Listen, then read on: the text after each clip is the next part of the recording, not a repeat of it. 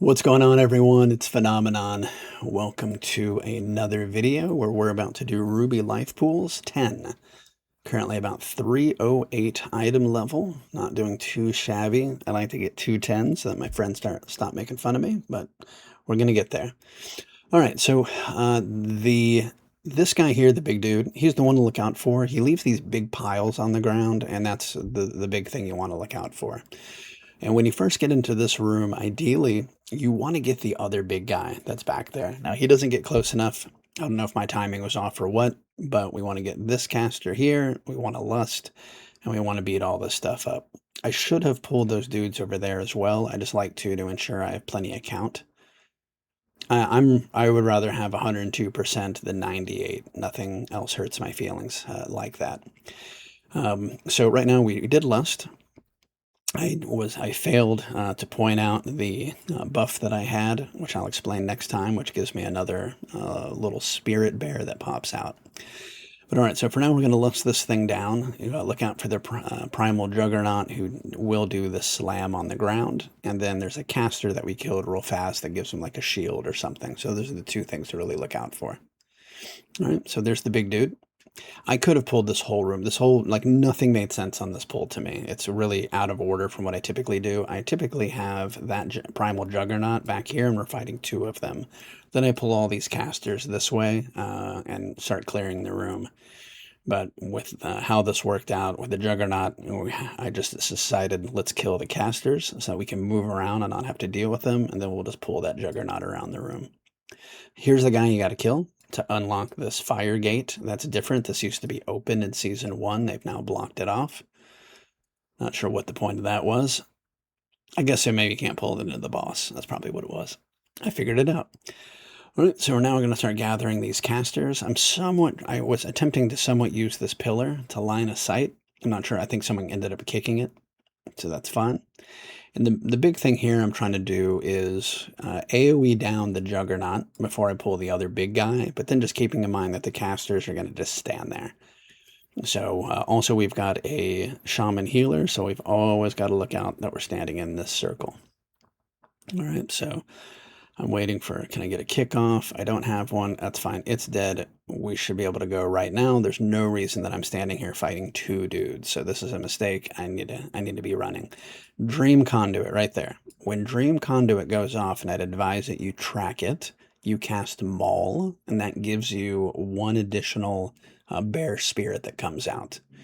So as part of our Apex talents, which we didn't take last season, every time, I think it's when you spend any rage generating ability, you have a 10% chance to get a spirit bear, which we've got one right here. Then on top of that, anytime that I use my Guardian of Ursoc spell, I am able to cast it. I'm just noticing my screen, like half of my buttons are hanging off.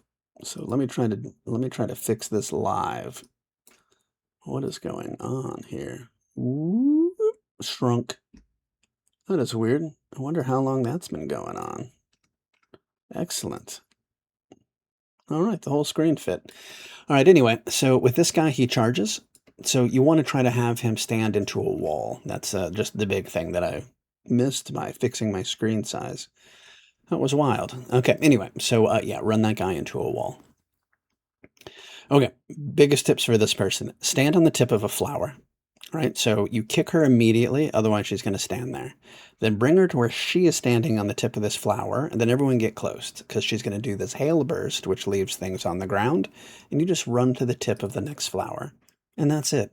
It makes this whole thing very, very easy. Now, she is doing a cast, so we would want, if you get this circle, you run it out, because it does a vacuum thing. You don't have to run to the end of the earth. It's still going to pull you in no matter what, but you just don't want it in the middle of the team. So here we are, we stand on the next flower petal, we get the circles, and we run to the next flower petal. Then she'll sometimes be casting, which she was back there, and I had to go in and hit it, but if you have anyone with range who can kick it, they'll pull her out of that. We dropped the wind circle somewhere not in the middle of the group. We're still going to get pulled. You do not have to go to Narnia. Just leave it somewhere close is fine. Now, when she pulls these ads, there's a trick to it. I've seen people turn around and focus the ads. That is not the right move. You're going to see that she gets this little shield. You see that little shield right there? Right now she's pulsing damage. Pulse. Pulse. And as soon as you get that shield down, she stops pulsing damage. So forget the ads. They're just little melee dudes. They don't matter. But as soon as we break this shield, boom, that cast bar goes away. No more pulses of damage. Now we can turn around and we can fight those ads if we even care. So just stick with her. Target her. You don't ever have to get off target with her. The ads are a trap. Don't fall for it. So we ended up staying on a flower petal, going to the next flower petal. Someone got the circle. They're running off. We're going to get pulled no matter what, so it doesn't matter. Here it goes. She's pulling more whelps, but again, they're bait. Don't fall for it. As the tank, put yourself in between where they're coming. So I've got to get over there so I can try to do a thrash and get aggro. But there it is. There's that shield again, right there. And she's pulsing damage. Pulse. Pulse. Pulse. And that's what's hard for everyone to stay alive. But now we killed it. No more pulse. She's just standing there. We're using our flower petals. It makes it very easy. There's always a dance, right? It's what's the ballet of this fight, and once you get the dance down, everything is trivial. All right, there we go. A few more hits. Now, the other trick I'll give you is, how do you know where the dragons are going to fall? They're going to fall at the main guy's back, so right here. So see how the dragon faces forward? Ain't going to be anything forward. It's going to be around its back. So if you see where the dragon lands, get on the flower petals that are towards its back, and you'll be right there in place to hop on. The other thing I have to say is, if you're in a hurry to go first and your tank is still at the bottom, everyone is waiting for the tank. So let the tank go first. It's my personal opinion. All right, so now we get up here. Right or left, I'm still trying to figure this out. My intention was to go this way and skip the first dragon, but my team had other plans. But basically, we want to pull until we get to one of these elemental guys. You're always going to have a caster that you want to make sure you pull in. And there's also this guy, this flame, what's his name? A sheer flame lasher. He does some kind of breakdance move, or like he's spinning around doing fire, and you can stun it. So that's the only other thing I'll point out. So kick the casters just so that you can get them in the pile. Stun this breakdance move. Then if you get this fire circle on you, you just want to take it out of the group because it'll knock you up in the air. But if your group is positioned where like everyone is standing right here, you could put your fire circle around the mobs and it will knock them up into the air too. So you can use it as a way to kind of kick or stun a group of mobs. Just be aware of that. All right, but when you beat him down, then you got to wait for this blast. I ran the wrong way. Had I gone that way, I could have just kept going. All right, so kicking this caster is the most important thing. Otherwise, you got a guy out on the edge beating you up. It's going to take a couple kicks to get him in. I'm going to get him with this caster. Arguably, you can maybe pull that first caster with the other pack of the other destroyer. So here he goes. This is the guy I didn't want because he goes way off into the grass and you can sneak by him. We ended up pulling him. I don't know if no one looked close. I'm not sure what the deal was. I'll blame myself. I probably hit him. Well, we have this caster out here. Again, we got to make sure he's in the pile. And see how it's deceptive with my camera angle? It makes it look like he's part of the pile, but he was actually way far out. So just always be aware. Your camera angle can play tricks on you. So get him kicked, get him pulled in. All right, so now that once everyone's in a pile, oh, there's that, is that, yeah, flaming barrage? That's that little swirly thing he does where everyone takes damage. Okay, now that we're standing in a pile, let me try to say this all at one time. We've got the emissary we've got to kill to get the buff. Focus him down. We have the primalist casters we want to kick to ensure that they get into a pile. We've got the flame lashers that do some kind of spinning flame right there, breakdance move he was doing. You can stun that to get out of it.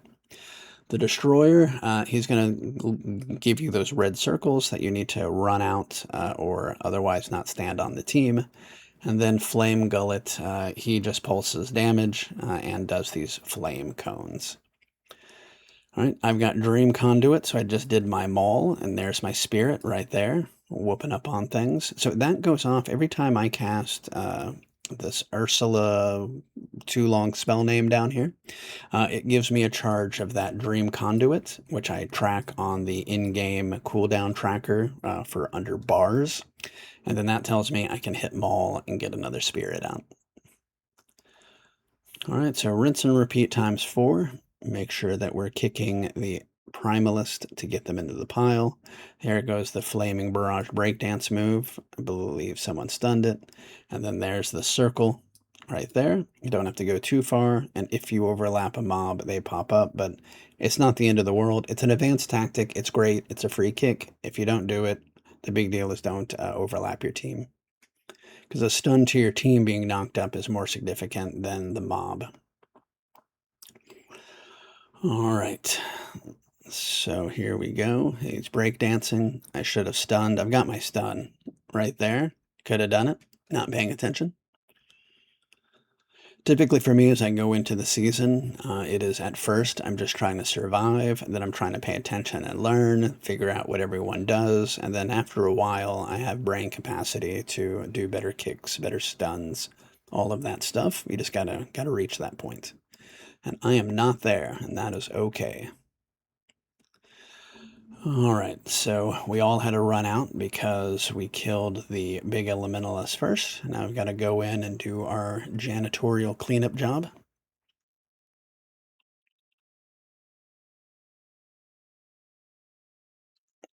And then we are off to do the last one, I believe. We got a yellow dot here on the map, so yep, one more. There it is. All right, so now here's the other lightning dragon, which, okay, I would have liked to have skipped the first one just because I understood its pathing better and I felt like it gives you more room. Right now, you see that he hangs out on the side, so that gives us our opportunity to sneak by this tree. So I'm trying to pull everything back so we get away from him and don't aggro him. When I saw that guy pop up in the air, I thought that they were running that way. I was about to freak out, but I didn't realize they had gotten popped up. So again, camera angle and optical illusion. The camera boss is just as strong as all the other bosses. All right, Primalist. Let's see, caster's down. Now we just have this guy. And this boss has, again, more interesting tricks. So hopefully I can help make this easy for everyone. All right, the timing is fantastic. Here comes Dragon Bro. So we're going to go, and we're going to sneak around. And I say, fine, great, we got it. I then look at my mini-map and realize ain't no one else got it. I'm concerned. Will we pull that dragon? And we do not. The world is a good place. Okay, so skip one of the dragons. Don't have to kill, you have to kill either of them, but kill one. Okay, so here's the deal. So she is going to summon an ad. We want the ad to be somewhere in the back, and we want to position the ad in such a way that we can cleave. All right, but not directly standing on them, and I want to explain this. I'm purposefully leaving a little gap in between the main boss and this guy. That gap allows everyone else to stand there such that if you're targeted and you get that big flame thing, you're shooting it back behind where you've already been. So I'm going to keep that gap. Right now, there's the fire's edge. I want a gap in between the boss and the fire so that my team can stand there so that when they get targeted, the flame just goes in the back, basically overlapping the fire that's already there. The other thing I want to point out is we didn't kill the dragon on that side. That's why I'm not going that way. Keep in mind, if you skip a dragon, do not walk right into it. So I get close enough to help with cleave, and then the team needs to stand somewhere here in between, or really I could stand anywhere here. The idea is to stand in between the boss and the fire at all times. Our guy didn't, so that's why we ended up getting a blast that way, but luckily it wasn't down the middle of the aisle. So big area denial, I leave a space, the team sits in the space, we wait until the one of them gets targeted. That ends up making it overlap what they're already an area that already has fire. So this is the only addition. That's the only new spot that came up. When the ad pops up, everyone get out, pull the boss down farther away from where your fire is, create that little gap. That way people can cleave and beat down. Now, it can get a little dicey. We have this one that we didn't mean to have, but now it's denying that area. So that's the only time we're going to have to deal with the fact that we have barely had any space to fight that guy. Otherwise, we want to ensure that, otherwise we just want to keep following this pattern. Get that emissary down, cause that little gap, and then just keep walking him out. Easy peasy. Repeat, repeat. The problem is when you have people standing all over the place, right? And then you get one of those fireballs that goes down the middle of the lane. Now you got some people standing here and some people standing there. No one can get across. And then that causes more pandemonium and more fire. And it just, everything goes downhill. So have a plan, have a little organization.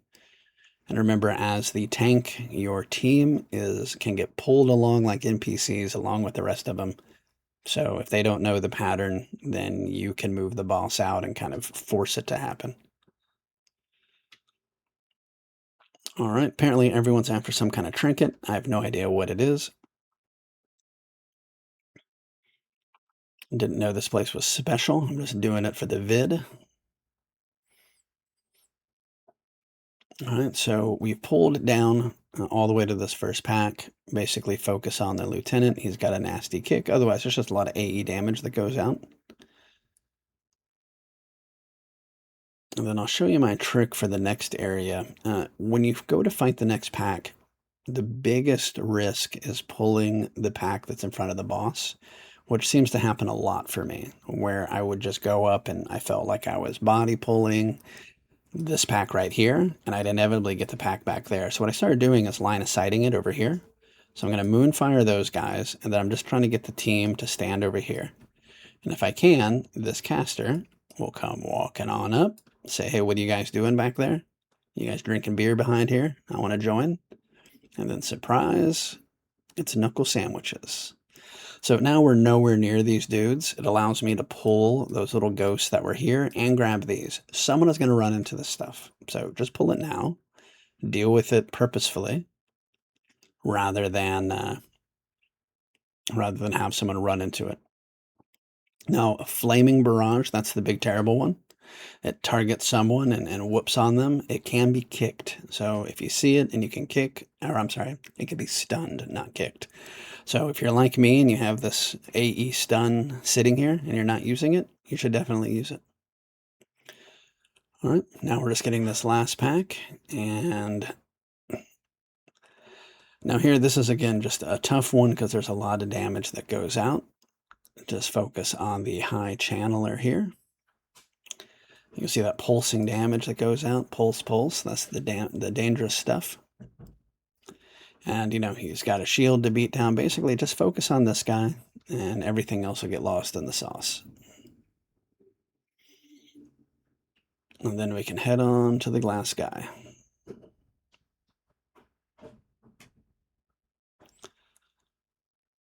All right, and at this point, it seems like we're going to win. 10 minutes to go.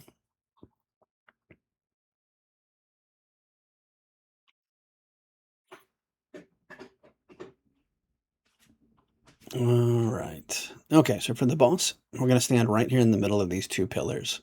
The reason why is the dragon goes around and blows fire, and by standing on these two pillars between them, he can't land on the pillars, and so it results in it being an easier fight. All right, so the other thing is when you have the opportunity to fight this dragon, hit him. You want him, he's really, in my opinion, the dangerous one. So he's down low enough to hit. We need to be hitting him, and then when he's gone, we go and we get back on the boss, which I failed to target.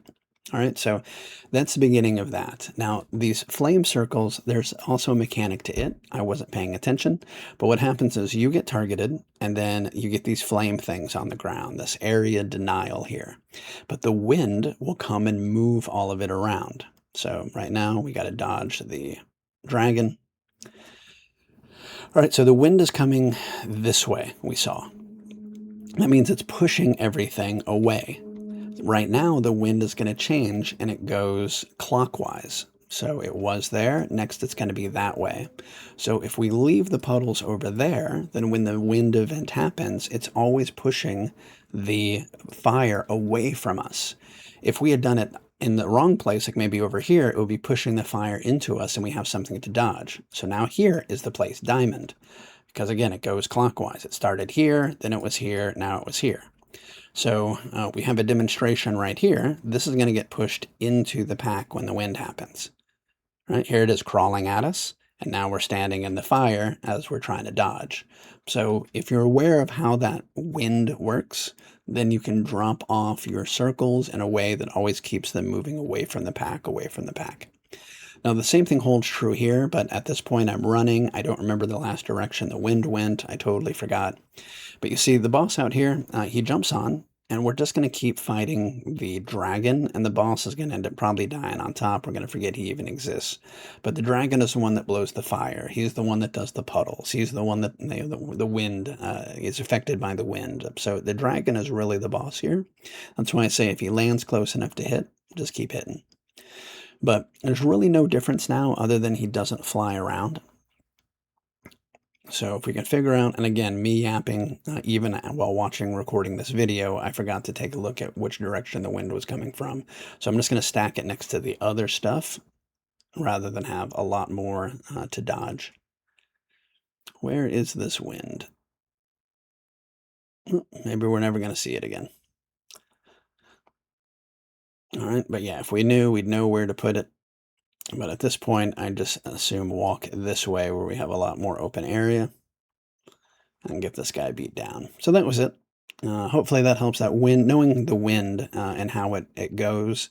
Again, it goes like a clock goes in compass directions. Now, I am a little short. Not sure exactly what I missed. Hopefully we can still time it. And now there's all these guys that are on the outside edge. So that's who we want to get. I start to walk this way and say, oh my God, do we have to kill this dragon for 1.5%? That's too much. Let's go the other way. Here we go.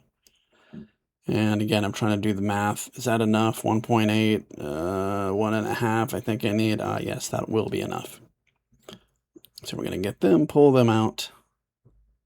Hopefully beat this guy within 6 minutes. Still be able to time it. If we can do it in 28 seconds, it'll be an easy +2 with no deaths.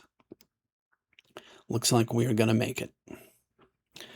All right, well, anyway, so spoiler alert, we do, but that was Ruby Life Pools. As always, if I've missed anything or you got some cool tricks or I did anything stupid, point it out, and we will talk to you on the next video. Thank you.